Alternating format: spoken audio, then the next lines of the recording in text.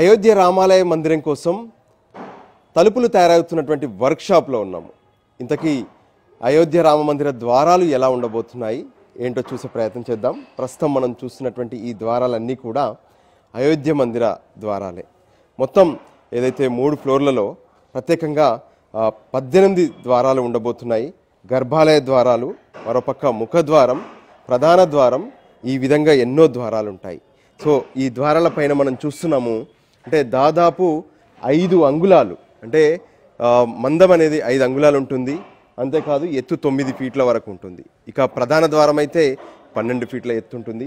So ప్రత్యేకంగా ఇక్కడ మనం కార్వింగ్ వర్క్ చూస్తున్నాము. అంటే ఏదైతే ఇక్కడ ఉన్నటువంటి ప్రత్యేకమైనటువంటి అంటే క్వాలిటీగా ఉన్నటువంటి టేకును తీసుకొని ఆ టేకు పైన కార్వింగ్ అనేది చేశారు. మొత్తం కూడా ఒకవైపు పూల రూపంలో కావచ్చు, ఇక్కడ ఉన్నటువంటి స్పెషల్గా మొగ్గల రూపం, మరోవైపు ఇక్కడ ఎలిఫెంట్ అంటే ఏదైతే ఏనుగు ఆకారం, ఖచ్చితంగా గణపతి ఆకారానికి సంబంధించి వీటిని ఉపయోగిస్తూనే ఉంటారు. ఇక మరోపక్క స్వాగతం పలికేందుకు ఏ విధంగానైతే ద్వారాల వద్ద ఉంటుందో ఆ విధంగా స్వాగతం పలికేలా ఒక ప్రత్యేకమైనటువంటి డిజైన్స్, ఇవన్నీ కూడా శాస్త్రాలన్నింటినీ పూర్తి స్థాయిలో అధ్యయనం చేసి ఏవేవి ఉండాలి ఏంటి, ఇందులో కూడా మనం ఒక ప్రత్యేకమైనటువంటి ఆకర్షణ చూస్తున్నాము.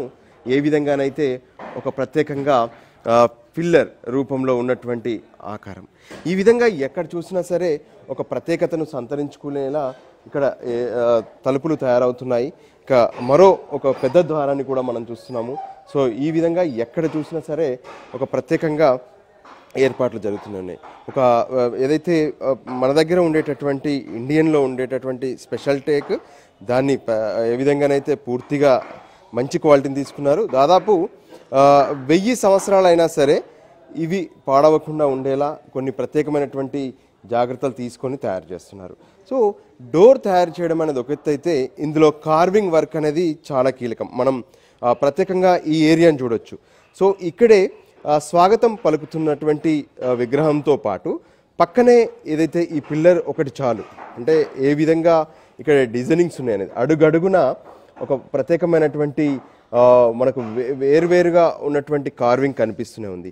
సో ఇవన్నీ కూడా చాలా కీలకం. అయితే అయోధ్యలోనే వర్క్షాప్ ప్రారంభించి అనురాధ టింబర్ డిపో వాళ్ళు ఇక్కడే ఒక ప్రత్యేకమైనటువంటి ఏర్పాట్లు చేశారు.